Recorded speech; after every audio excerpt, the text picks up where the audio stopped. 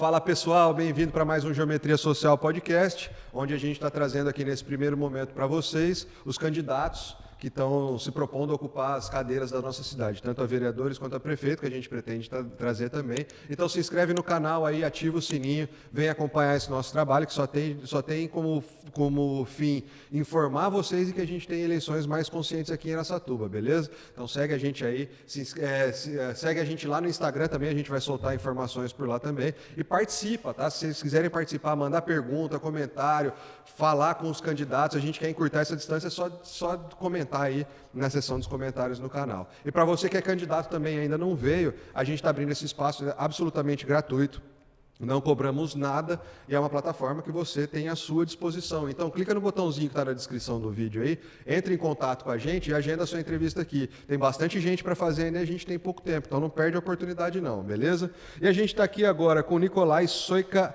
Ares de Freitas, é isso? Isso, Nicolai Soika Ares de Freitas. Isso, candidato pelo Progressista. Isso aí mesmo. Cara, seu nome é incomum, hein? Bastante. É. Obrigado a todos que estão assistindo. Eu deixo o meu Instagram aberto para todos que entrarem e mandarem uma pergunta. Eu respondo todo mundo que manda mensagem. Legal. Me dá um trabalhão para fazer isso, mas eu me comprometo em, no máximo, uma semana responder todo mundo. Passa seu Instagram pro pessoal. É @Nicolai Soika. É Nikolaj. O resto você não precisa, você só vai colocar o Nikolaj, que você já vai me encontrar no Instagram. Com certeza não tem mais nenhum ali.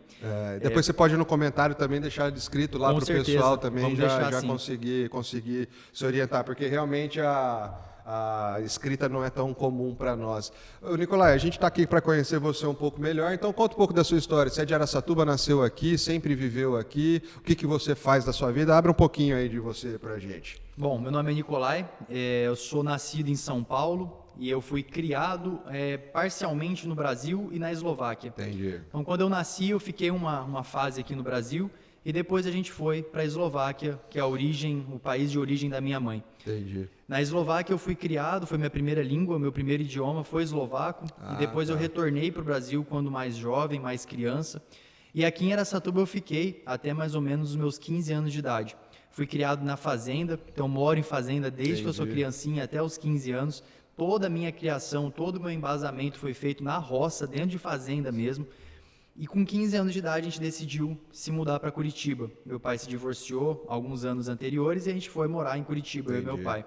Fiz o meu colegial parcialmente em Curitiba, depois eu fiz uma parte aqui em Araçatuba e finalizei nos Estados Unidos. Entendi. Então eu fiz ali 1 ano e meio de colegial nos Estados Unidos, comecei a faculdade nos Estados Unidos, mas eu era muito moleque e acabei retornando para o Brasil. Então comecei a faculdade com 17 anos de idade, não tinha cabeça, mentalidade para dar conta do tranco. Sim. Retornei para o Brasil. Aqui no Brasil eu tirei minhas carteiras de piloto. Meu pai é piloto comercial de avião de helicóptero.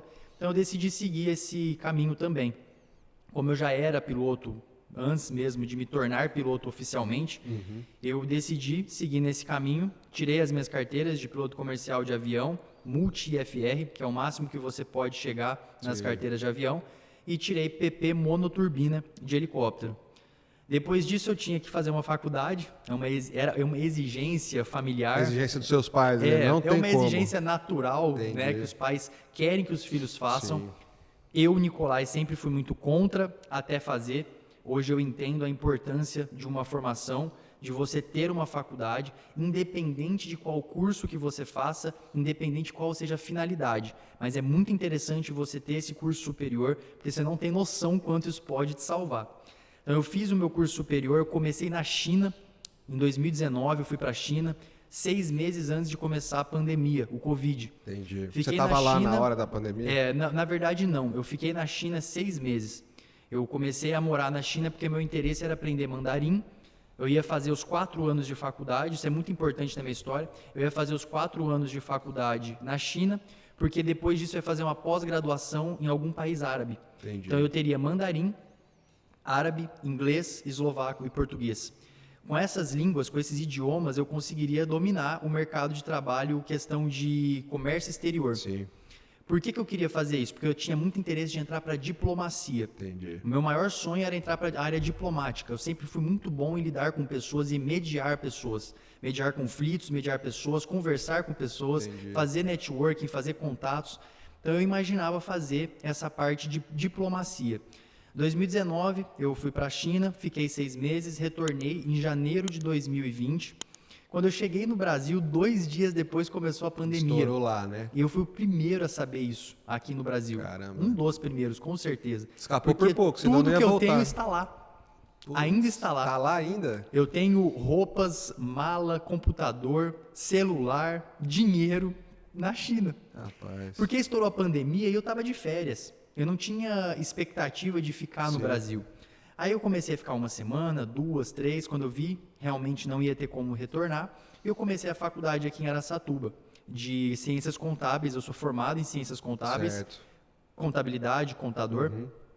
E nesse período, durante esses 4 anos de faculdade, eu nunca fui uma pessoa satisfeita em fazer uma única coisa.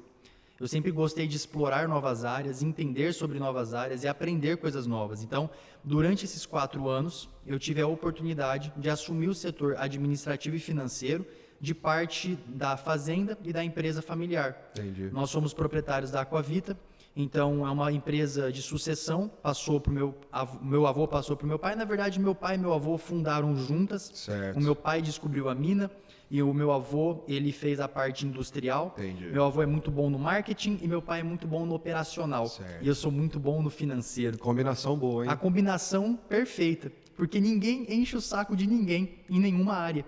A gente se entende muito bem por conta disso. Cada um tem uma função muito bem designada. Sim. Então, nesses 4 anos que eu fiquei fazendo faculdade, eu trabalhei no setor administrativo e financeiro da empresa, da fazenda também.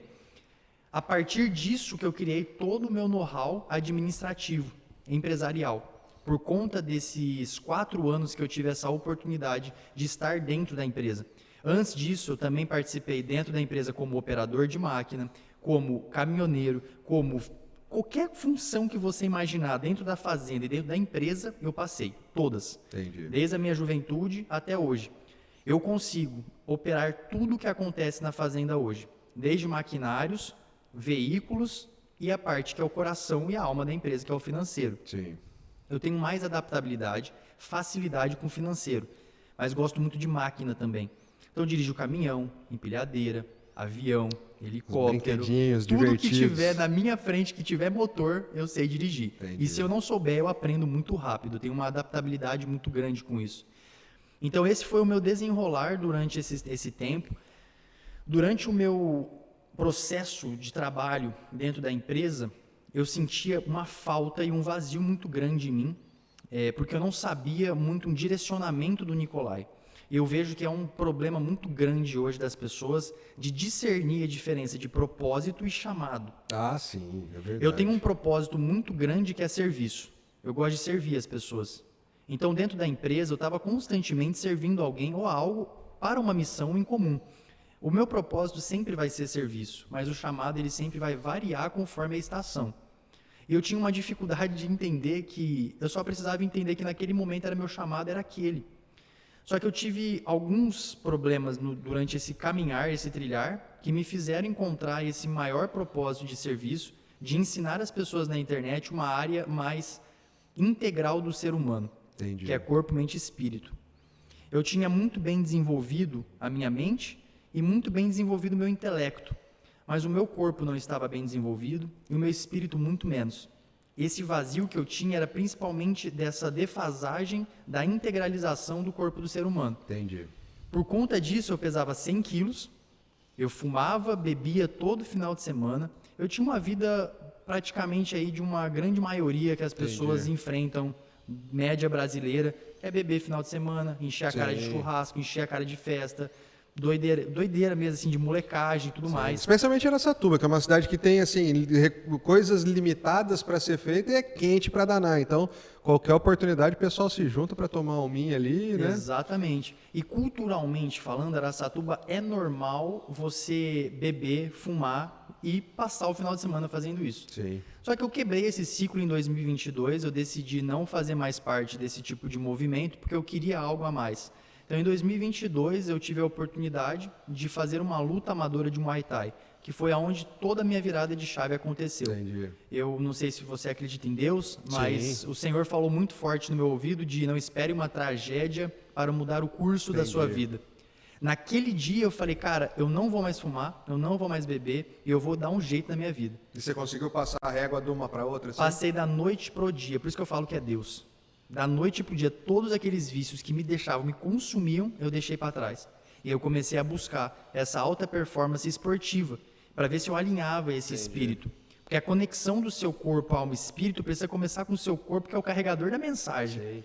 Quando eu comecei a fazer essa mudança de mentalidade, que eu virei essa chave, que foi do nada, mas fazia anos que eu estava buscando essa mudança e virada de chave, eu enfrentei uma luta amadora de Muay Thai. Entendi.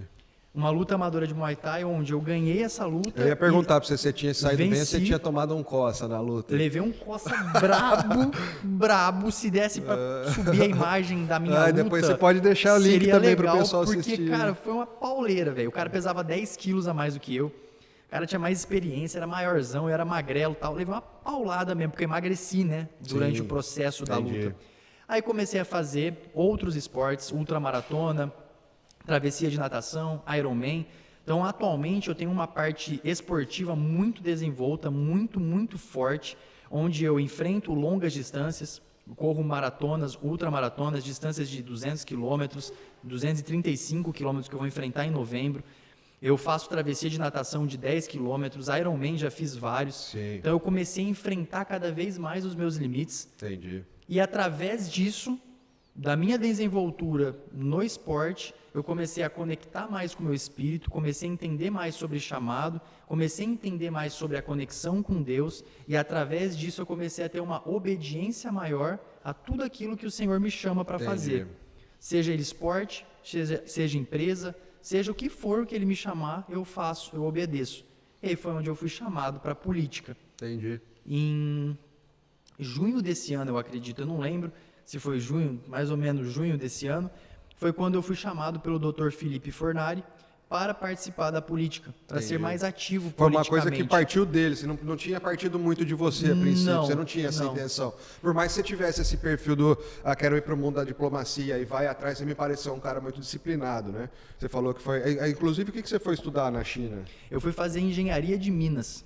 Engenharia de Minas. Você estava focado na questão do trabalho aqui com a fazenda. Essa era a intenção a princípio. indo pra Na China. verdade, não. A minha intenção era aprender mandarim.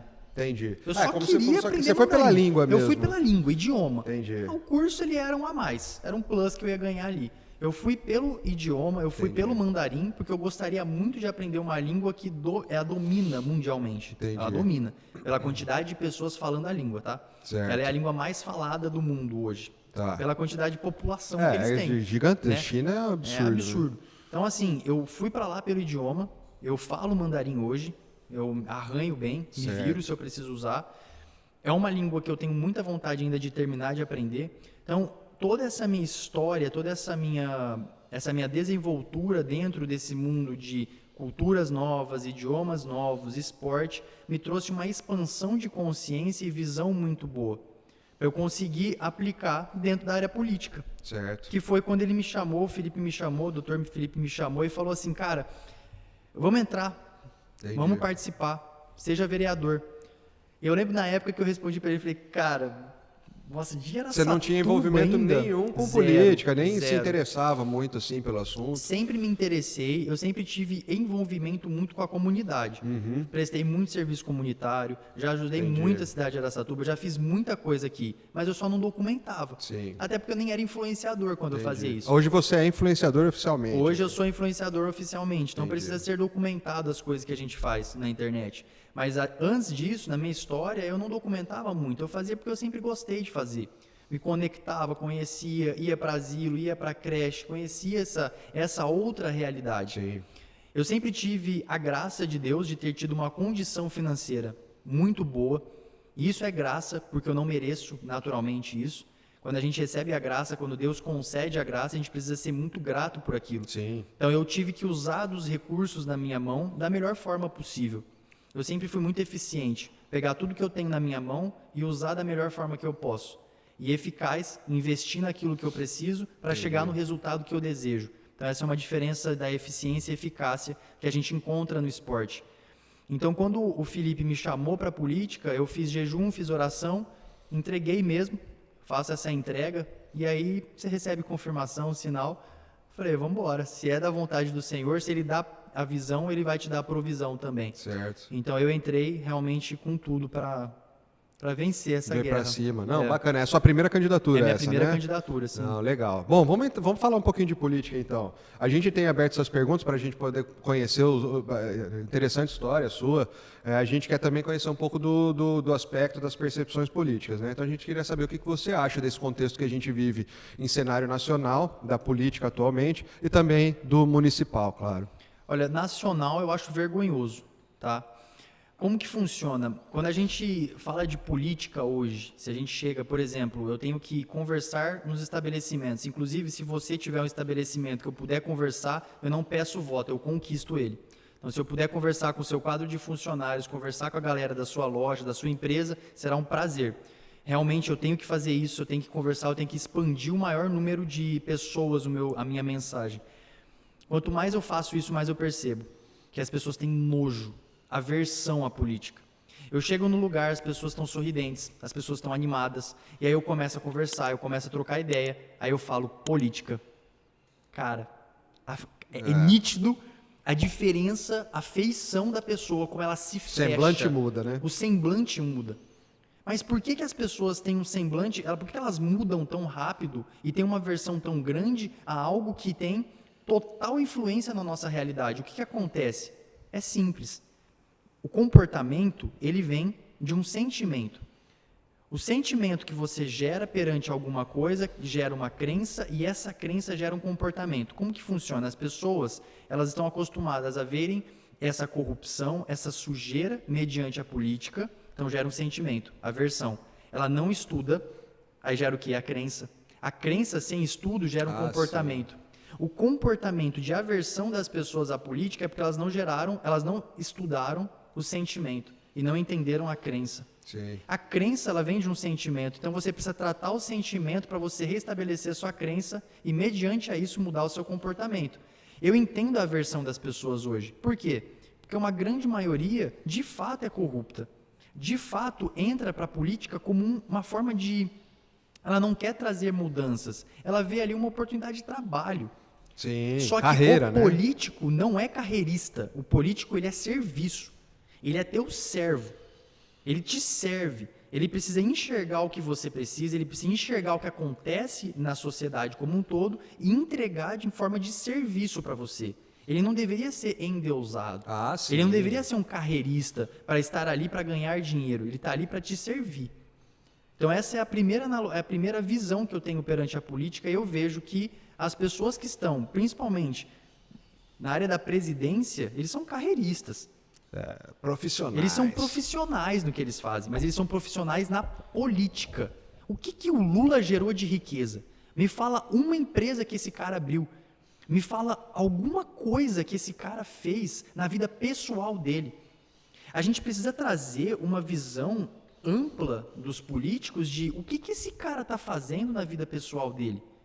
Porque quando o cara entra para a política, ele só vai potencializar o que ele faz na vida pessoal.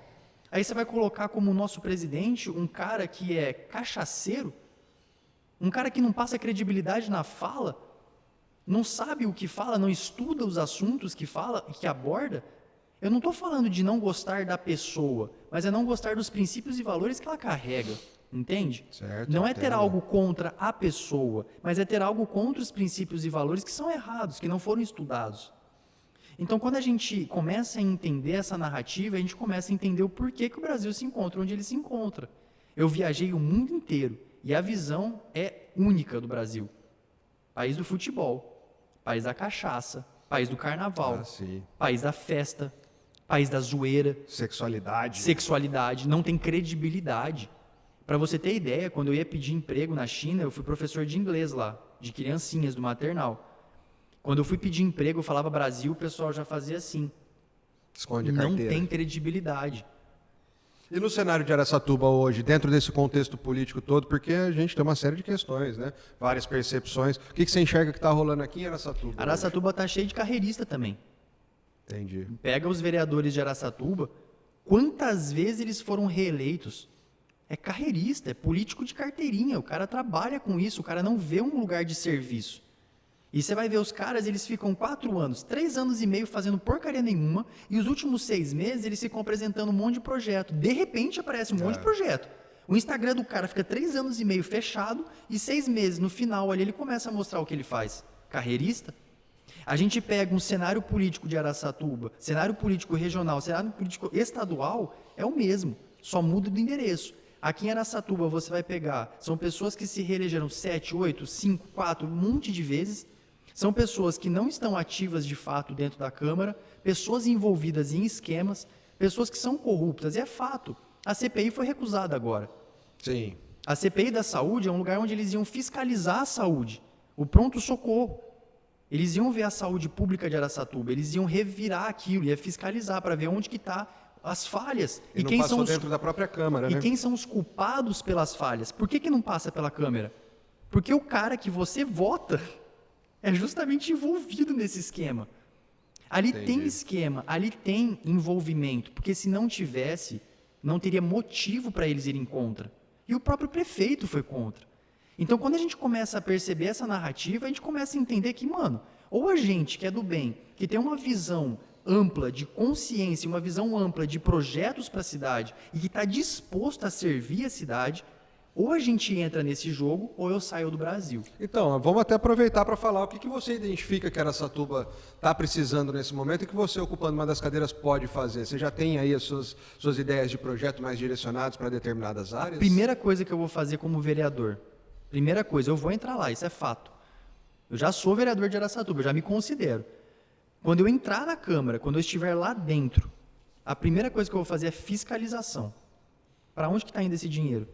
Quem são as maçãzinhas podres? Botar olho na grana. Olhar onde que está indo o dinheiro. Existe uma coisa que se chama network, tá? Network é trabalho em rede. O corrupto, ele só é corrupto porque ele trabalha em rede. E tem vários outros corruptos que trabalham junto com ele. Bastante gente ganhando. É muita gente envolvida. Se você pega uma rede de futebol, pensa no gol, pensa no gol. Essa rede ela só é forte porque tem muitos pontos conectados. Agora, imagina se eu tiro 1, 2, 3, 4, 5, 6, 7, 8, 9, 10, 11, 12, começa a tirar os pontos. A hora que você chuta a bola, essa rede rasga. Porque a corrupção só acontece porque tem várias pessoas envolvidas nela. Eu já falo para você que é corrupto, eu sairia desse jogo. Eu não entraria nesse jogo, porque eu de verdade vou apontar um por um e vou tirar cada um deles. Esse é meu primeiro projeto. Entendi. Fiscalização. Dá nome aos bois. Segundo, eu quero ver o que está acontecendo de projetos que estão em andamento. Quais fazem sentido continuar e quais não fazem sentido continuar. Por quê? Porque seria muita arrogância da minha parte falar que não tem nada que presta lá dentro. Com certeza tem projetos que vão ser necessários dar continuidade. E vão ter projetos que eu vou ter que tirar de lado. Inicialmente é o que eu posso fazer, porque tem muito projeto rodando já. Terceiro, eu quero mexer na saúde, mas eu não quero mexer na ponta. Eu quero mexer na raiz. A raiz do problema da saúde é porque tem muita gente precisando dela. Mas por que tem muita gente precisando dela? Porque não está cuidando dela. Se tivesse cuidando da saúde, não ia ter tanta gente precisando de hospitais. Primeira coisa que a gente precisa fazer é emergente. Atende todo mundo que precisa ser atendido. Sim. Vamos fazer um mutirão. Isso já é um projeto do Dr. Felipe. Fazer um mutirão de atendimento para atender todas as pessoas. Isso é emergente. É urgente. Precisa ser feito agora. Na verdade, era para ter sido feito ontem. Resolveu isso, a gente vai resolver na base. Qual que é o maior projeto que eu quero morrer para fazer e dar certo aqui em Araçatuba? Uma ciclovia. Eu quero fazer uma ciclovia de 30 quilômetros que vai passar em toda a periferia da cidade. Mas por que uma ciclovia e por que na periferia? A periferia só é mal vista porque não tem valor agregado. Se a periferia tiver um valor agregado, se ela tiver um motivo para você sair do centro para ir para a periferia, ela consequentemente vai ter oportunidade de vender os seus serviços. Entendi. É onde a gente dá oportunidade para as pessoas que moram nos arredores de Araçatuba para construir um restaurante, construir um barzinho, construir um açaí, uma loja de bicicleta. Esse é o primeiro ponto. Segundo ponto, para você manter uma ciclovia, você precisa de, a cada quilômetro de ciclovia, 14 novos empregos. Então já vou empregar novas pessoas. Terceiro ponto, Na Dinamarca, eles fizeram a ciclovia. Essa ciclovia, não essa, várias ciclovias, são 500 quilômetros de ciclovia na Dinamarca. Sim. Eles tiveram uma redução de 234 milhões de euros na área da saúde por ano. Sim. Porque eles construíram O ciclovias. aspecto da prevenção que você estava mencionando. Prevenção. Isso aí é você resolver na raiz e não na ponta. Quarto, turismo. As pessoas vão vir de fora para Araçatuba para conhecer a maior ciclovia da região. Se não for do Brasil, tá? Eu não conheço ciclovias aqui no Brasil que sejam desse tamanho. Inicialmente eu quero fazer ela 30 quilômetros, mas depois eu quero conectar com Birigui, que também tem muita gente pedalando. O que acontece? As pessoas não fazem, não praticam esportes porque não é fomentada essa área aqui no Brasil. Principalmente aqui em Araçatuba. Quero pegar o zoológico, transformar ele em um parque, porque está largado as traças. Sim. Vamos transformar esse zoológico em um parque. Vamos fomentar isso também. Área verde em toda a periferia também. Tem muita área sobrando para a gente fazer isso. A gente consegue fazer parques onde as pessoas vão lá para curtir com seus filhos, para pedalar, para correr, para aproveitar mesmo, para ter um momento de lazer durante o final de semana. Eu vou obrigar as empresas de fora que vêm para Araçatuba como Pão de Açúcar, redes grandes, a consumirem. Vai ter uma porcentagem que elas vão precisar consumir de Araçatuba. Você sabe como é que faz para você entrar no Pão de Açúcar? Você tem que mandar o seu produto para São Paulo, para ele redirecionar para Araçatuba e para a região. Não faz sentido. Ele vem para Araçatuba e precisa consumir de Araçatuba. Consumir serviços e produtos locais, Tudo, você está dizendo? Sim, tudo, de Araçatuba. Porque se ele está vindo de fora... E, cara, você vai no Pão de Açúcar, tem produto francês, Sim. tem produto italiano, tem produto norueguês. Por que não tem produto de Araçatuba? Sendo que ele está na nossa cidade. Entendi. Os mercados de fora precisam ter uma porcentagem obrigatória para consumir de Araçatuba. Fomentar a parte de parque industrial. E a gente perdeu uma indústria gigantesca aqui em Araçatuba recentemente. Sim. Se eu não me engano, ela foi para Mirandópolis. Porque não tem estrutura. Outro ponto. Se você pesquisar na internet, a gente não sabe exatamente quantos bairros tem em Araçatuba. Tem várias fontes. Uma fala 130, outra fala 150, outra fala 120, outra fala 60. Peraí. Como que o próprio governo não sabe quantos bairros tem em Araçatuba? Isso não acontece só aqui, não. São Paulo é a mesma coisa. Sim. Falta organização. Entendi. As pessoas que entram na Câmara, as pessoas que estão atualmente governando as cidades, e Araçatuba é uma delas, elas não têm o princípio básico de organização e planejamento. Aí você vai pegar o vereador que está se fazendo propaganda, e ele fala o quê? Eu vou fazer a saúde, eu vou reviver o esporte. Mas como? Como que você vai fazer isso? Me fala. Eu fico com dúvida mesmo, porque eu vejo os vereadores, eu vejo os projetos dos caras, eles só falam que vão revitalizar áreas do esporte e da saúde. Aí você fala, mano, peraí, qual que é a sua autoridade nesse assunto? O que você entende de esporte? Eu estava falando sobre isso na rede social, sobre a ciclovia, aí teve um doido lá que já começou a falar de ciclovia. Entendi. Eu faço a pergunta para você, quem tem autoridade? Sou eu que sou atleta. O cara que não é atleta não tem autoridade no assunto esporte. Por isso que a ciclovia que eles criaram aqui na Nova Pompeu tem 1 quilômetro de distância. É piada. Não, isso para mim é piada, de verdade. E ficou meio arriscado ali, eu acho que ficou no meio, né? É piada, porque você não vai pedalar 1 quilômetro. Sim. Agora, um cara que não faz atividade física, ele não sabe. Ele vai lá e joga. Ah, mas eu fiz uma ciclovia em Araçatuba. Mas mantém 1 quilômetro de distância. Do que serve? Do que adianta? Está conectando o que com o que? A gente precisa ter uma conexão entre as coisas. Você precisa ter um sentido lógico para aquilo. Na Europa, o Danúbio é um dos maiores rios da Europa. E eles têm uma ciclovia de 3.200 quilômetros que atravessa vários países. Tem lógica, tem sentido. Você vai de uma cidade para outra. Você vai de um país para o outro se você quiser pedalando. Aqui no Brasil a gente tem condições financeiras, porque tem dinheiro lá dentro. A gente tem condições de espaço, porque a gente tem espaço pra caramba. Só que falta planejamento e organização. Eu acho que isso tudo é consequência das pessoas não saberem votar, não saberem cobrar, não saberem participar da política. É por isso que a gente segue aqui fazendo esse trabalho, viu? Nicolai, a gente vai agradecer com você, mas antes da gente encerrar, eu queria deixar o microfone, a câmera à disposição para você, mandar uma mensagem aí para o pessoal, 1 minutinho à sua disposição aí. Você que é de Araçatuba e está cansado da mesmice, dos mesmos governadores, dos mesmos prefeitos, dos mesmos vereadores, eu peço que você me dê uma chance. de transformar a política e a forma que ela está sendo feita, não só em Araçatuba, porque o meu trabalho vai reverberar nacionalmente. Eu garanto que tudo que eu mostro no meu dia a dia como influenciador, eu vou mostrar na política. Vou mostrar tudo que está sendo feito de segunda a segunda, como eu já faço como influenciador. Eu preciso da sua ajuda. Sem você, eu não vou chegar a lugar nenhum. E sem mim, nós não vamos chegar a lugar nenhum. Então eu peço um voto de confiança. Você que tem um estabelecimento, uma loja, uma padaria, qualquer lugar que eu puder apresentar os meus trabalhos, será um prazer conhecê-los e entender um pouquinho melhor da sua história e aquilo que você precisa para juntos transformarmos Araçatuba e colocar ela novamente no mapa.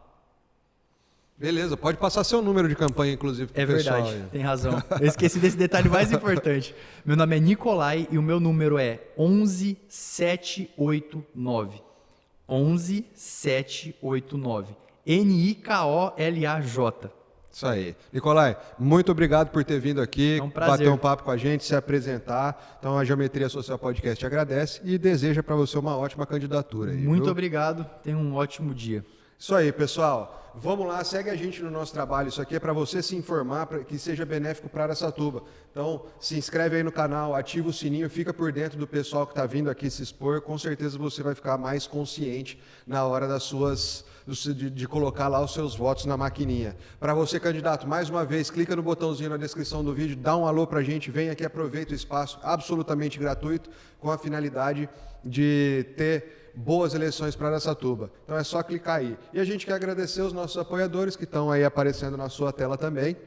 Imensamente, eles estão auxiliando a gente nesse processo de divulgação dessas informações da maneira mais democrática possível. Então a gente agradece eles imensamente. Se você também quiser apoiar essa iniciativa, é só clicar no botãozinho na descrição do vídeo, entrar em contato com a gente que a gente dá um alô. Beleza? Obrigado, Nicolai. Boa sorte. Tamo junto. Valeu! Valeu.